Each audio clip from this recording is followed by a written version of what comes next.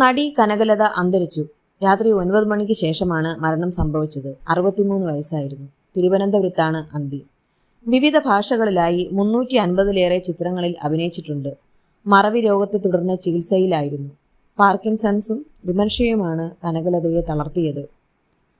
ചില്ല്, കരിയിലക്കാറ്റ് പോലെ, രാജാവിൻ്റെ മകൻ, ജാഗ്രത, കിരീടം, എൻ്റെ സൂര്യപുത്രിക്ക്, കൗരവർ, അമ്മയാണേ സത്യം, ആദ്യത്തെ കൺമണി, തച്ചോളി വർഗീസ് ചേകവർ, സ്ഫടികം, അനിയത്തിപ്രാവ്, ഹരികൃഷ്ണൻസ്, മാട്ടുപ്പെട്ടി മച്ചാൻ, പ്രിയം, പഞ്ചവർണ്ണ തത്ത, ആകാശഗംഗ 2 തുടങ്ങി മലയാളത്തിലും തമിഴിലുമായി 350-ലധികം ചിത്രങ്ങളിൽ അവർ തൻ്റെ വേഷങ്ങൾ മികച്ചതാക്കി.